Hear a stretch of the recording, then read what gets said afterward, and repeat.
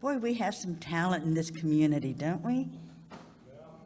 So good morning, everyone. My name is Reverend Kathy Scharmer, for those who haven't met me before.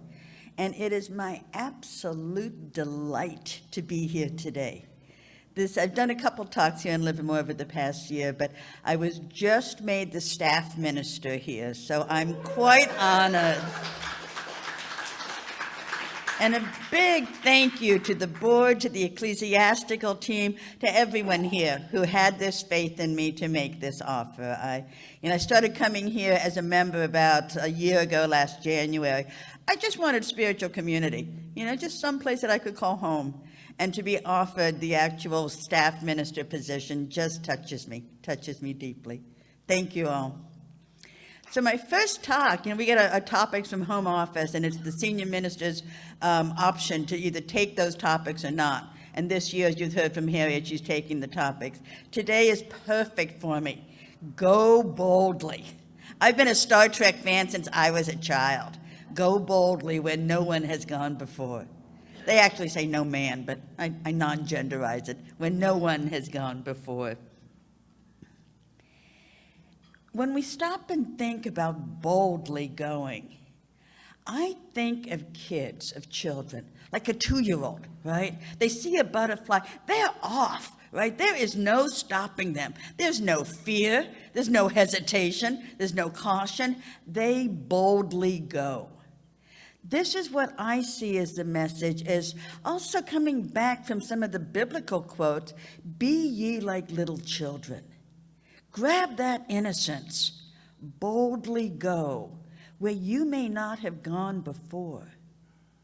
This is really, really appropriate for me this year, as I find that every year for goodness, last 4 or 5 years, I take the time between Christmas and New Year's to come up with a theme for the coming year.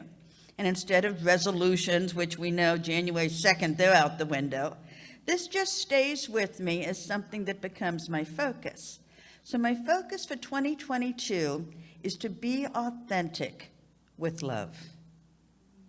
It's boldly going, right? Because when we're authentic selves, we don't put caution there. We don't stop ourselves. We don't hold back. We boldly go when no one has gone before. And sometimes where we ourselves have never even thought about going.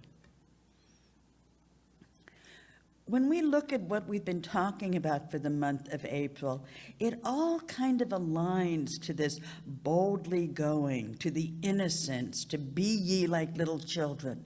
Say yes to the yes, right? That was our first week. And that's what, kids like, yeah, I want to go jump off a cliff. Choose me. And our second week was to have that absolute faith that children have to be at the base of the cross. Just holding witness, just being. And last week was Harriet on Easter Sunday giving us a talk about being the light in the world. So it's my joy to wrap it all together into boldly go. How do we take all this stuff that we've been going through in the month of April and bring it into one concise view for the month? And it's about being authentic. For that's when we boldly go. It's letting our God-given creativity emerge in whatever format is ours to express. Your dreams are waiting for you to come true. Maybe it's time. Coming up with this theme of authenticity with love, it's funny how the universe works, right? The minute I make this call that says, I think this is a good theme for me to work on. And I know some of you online have even helped me come up with these themes through different prayer calls that we've gone through. But the minute that gelled as where 2022 was going to come in for me, boy, did the opportunities to be authentic surface. It's just the way the universe works. My husband John and I were on an RV trip recently out to Pismo Beach. which is just beautiful. We belong to an RV club, and we go out maybe 3 or 4 times a year with them. So we're sitting around the campfire, maybe 15 of us or so, just chatting, have a nice old time. And the conversation kind of took a political bent. And it moved into, they did this. They're at fault for this. They were the ones that caused all these problems. And I'm supposed to be authentic with love, right? So how do I do that? How do I do that? It's a social setting. You know, it's not a class I'm teaching. It's not pulpit talk. How do I be authentic? Because obviously, as a minister and a follower of a spiritual path, I don't feel that way. I don't look at them being the fault of this or they were the responsibility. So I'm grappling with this. And I'm quiet, I'm silent, I'm trying to figure out how do I interject in a social situation my spiritual beliefs and do it with love? Or do I stay silent, which has been my past behavior? You know, I mean, why make waves? Because this was the other thing. I was middle child in a dysfunctional family, and that was my job as a middle child, is you keep the balance, right? Don't make waves. Just be at peace, Kathy. And it wasn't ever about my authentic feelings. My job in my family unit was to keep that balance from tipping too far on one side or another. So I didn't learn as a child how to be authentic. So here it is in my face. What am I going to do? God stepped in, as she often does in my life. Somebody asked me directly, "Hey, Kath, you've been kind of quiet. What are your feelings?" So it's like, okay, here goes. As quiet as I got my thoughts together. And being a minister, most of the RV community knows that. So I think at some level or another, they recognize that their conversation wasn't really a spiritual truth. So as I'm gathering my thoughts, what came out was, again, a divinely inspired expression that said, you know, I hear you all talking about, you know, the problems here and who caused it and the issues that are happening over there, and they wouldn't be there if they weren't involved. As a minister, I believe deeply, deeply, deeply in oneness. So when someone is out there casting disparaging remarks about an entire group of people, I am them. I am they. And I don't believe that I am wrong in the way I live my life, so I can't possibly, from a sense of oneness, support them being the responsibility. This was me boldly going. This was scary, right? What if I angered them? People pleaser, what if they didn't like me? What if they ostracized us from activities? We're in an RV, there's only a few people who have cars. You know, you anger those and they're not going to take you for the wine tasting or the tours going on over here or this really exciting event. I recognized in that moment it was more important for me to be authentic. And as I, finished my little, saying, there's some head nodding going on, and then we started to talk about wine tours the next day, and just the conversation moved on. But the next day, I had almost every one of those 15 people come up to me and thank me for shedding light on a different view than they had had previously. I was not expecting that, because this is never about them, right? Authenticity is about ourselves. It's that difference between performance, which is what others are watching, versus experience, which is what we're feeling. And so to have both come together for me and recognize that by being authentic to who I really am, to how I'm actually feeling, I gained more respect than I would have if I had stayed silent. I boldly went. And it wasn't a place that I had been before. Because, we all have a degree of armor that we wear to protect us from the hurts of the world, right? I mean, this armor might be, a nervous laugh, yeah. When we don't really feel comfortable. Or anger and rage sometimes can be armor. Agreeing with others is my perpetual people pleaser. We all wear this armor, and the problem when we wear this armor, it stops the good as well as the bad. Armor doesn't make a distinction.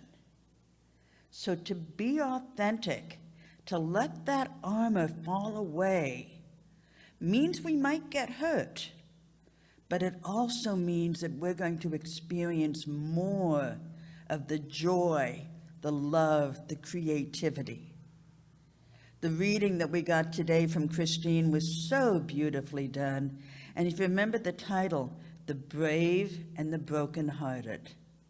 How often do you hear those two words used at the same time together? Because taking that armor down lets in hurt, but also lets you be heightened senses. My voice went up on that. Heightened sentences to all the joy and creativity in the world. We really cannot be our true creative selves unless we're authentic. And each of us has that God-given authenticity that is our true self, that comes out in our unique way of being creative. We heard Jack, Michelle, and Nathan's beautiful creativity. Others are in dance, in art. Others, like me, stay quiet and listen to my inner critic that tells me I'm not good enough. This isn't appropriate. I shoulda, I coulda, I woulda. I live on that lived. I'm reinforcing my past tense. I lived in that state of the inner critic that always said there was some knot that was coming up for me. I would invite you all, get off your knots. Give it a chance. Take a step forward. Try it. It is so amazing, the experiences that happen when we come back to that true, authentic place of divine love, a divine center. That spiritual part of us, that spark of creativity that doesn't know pain, that has no wounds. Rumi would say, wounds is where we let the light come in. So it's that healing energy inside us that all of us have that can bring us forward into the greater sense of ourself. Brené Brown, I don't know if many of you have been following her, but she is a phenomenal author and advocate of authenticity, of vulnerability. She did a TED Talk that was titled The Power of Vulnerability. It is the largest viewed TED Talk in existence today. 54 million people have seen that TED Talk. She has written 5 books, and one of the quotes that I took out of this, vulnerability is the birthplace of love, belonging, joy, courage, empathy, and creativity. It's the source of hope, accountability, and authenticity. She calls it out. If we want greater clarity in our purpose or deeper and more meaningful spiritual lives, vulnerability is the path. I've had many people over the years say, how do I figure out my life purpose? There's the answer right there. Be vulnerable. Reverend Harriet gave a talk last year sometime about life purpose. You don't need to name it. You don't need to have clarity in this is my direction. It's gonna find you. Your life purpose is just that. It's yours. You can't avoid it. You can't run from it. You can't escape it. But you can build an armor to stop it from coming through. And vulnerability lets that armor down.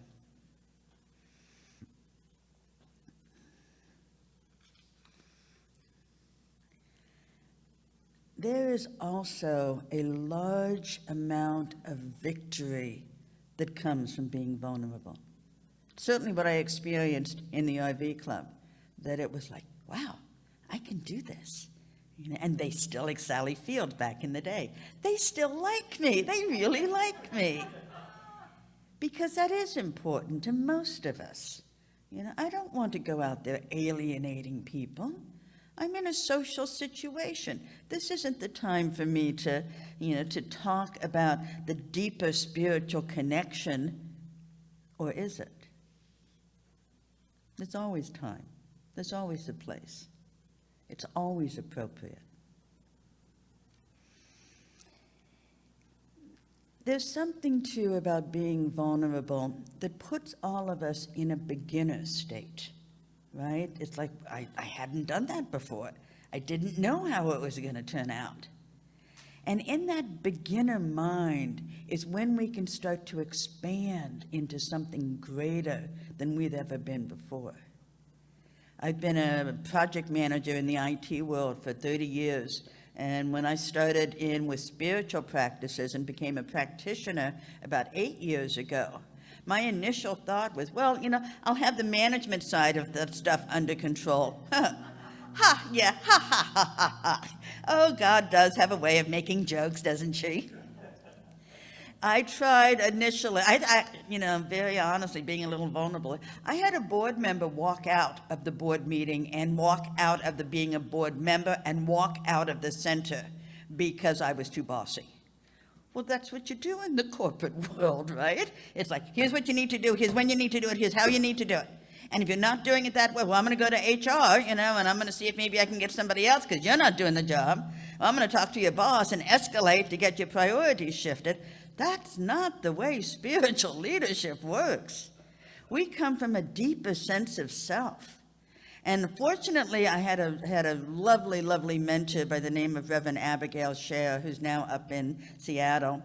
And she just pulled me aside and said, stop.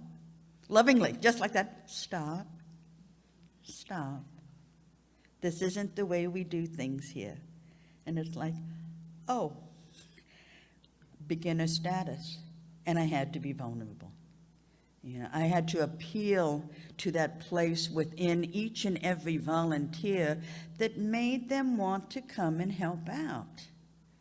Anybody who does volunteer work, we do it because we love it. And when we don't love it, we don't do it. This is the other secret to finding your life purpose. What brings you joy? What do you do for just the sheer happiness of it? And if you find yourself doing more and more things on the side that doesn't bring you joy, maybe it's time to look at them. Why? Why are you doing what doesn't bring you joy? Now, I'm an animal lover, and to be very, very honest, I really do not like cleaning up the poop from my dog. But do I love my dog? And does he bring me just absolute joy that I'm willing to pick up a small little inconveniences to have that joy in my life? Absolutely. Absolutely. But there's been times when there's been bigger things coming up that did not bring me joy. And I finally took that look and said, why am I doing this? Why am I supporting someone who has a lifestyle that doesn't align with mine? And I've reevaluated friendships. So part of that being authentic, living your life purpose, is to know why it is you're doing things. What is the meaning of this? Is it time to find a new job, a new location, a new relationship? Maybe. Maybe not. But it's certainly time to evaluate it. For finding our life purpose is what comes up when we are being authentic. You know, we're no longer focused on what the career is or what somebody expects of us. We're becoming true to that inner guidance, to the sense of self that is the higher self, the big S versus the little s. Because we're both. We're both. We're absolutely human people in this human body having human experiences. And there's a greater sense of self in us that is the divine self. The part of us that has never experienced pain or hurt or sorrow. That's the part that comes through when we're open to being vulnerable. That's where our creativity comes from.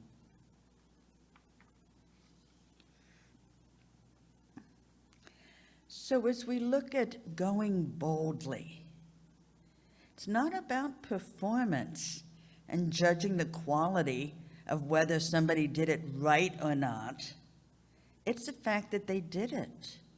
They showed up. The brave and the brokenhearted. Again, two words that don't come together very often.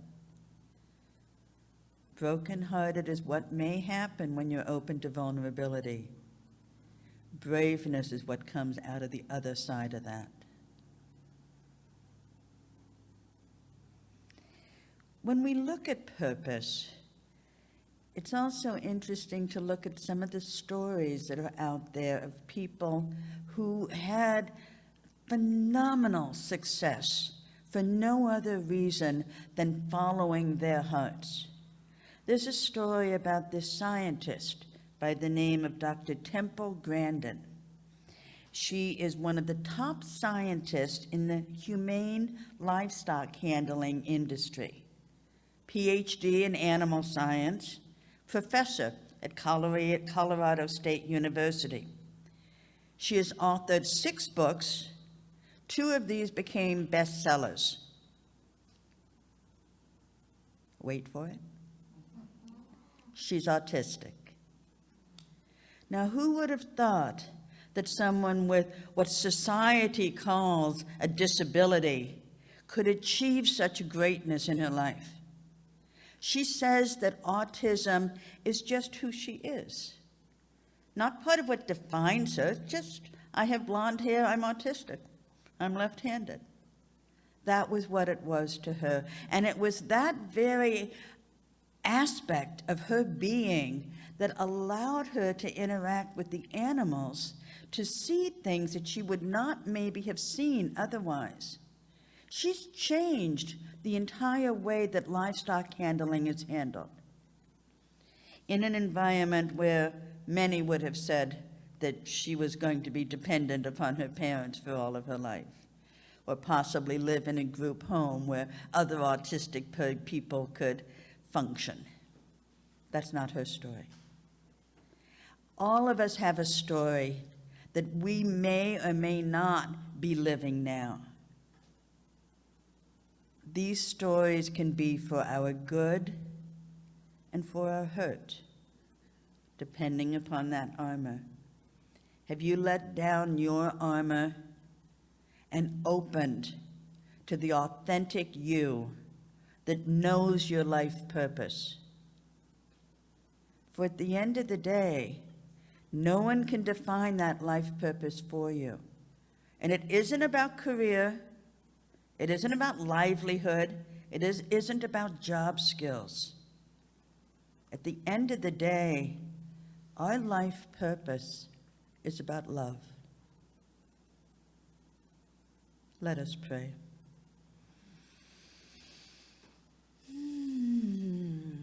As I take this deep, beautiful, cleansing breath and recognize that all of the thoughts in my head are coming from my heart space, that place where God shows up, the divine part of me, the divine part of you, that knows what it's like to be authentic, that knows the creative nature of the universe operates when we let down our armor and let God in. This is who each and every one of us is, magnificent spiritual beings living in the light, living in the love, knowing our purpose, living a life filled with joy, love, abundance. This is a truth that I know for each and every person that is here in the room and watching on Zoom today. And my heart gladdens at the joy that I feel from this community. And so I release and I let go, knowing every word spoken here is already manifest in the mind of God. I invite you all to join me as we say together, and so it is. Thank you.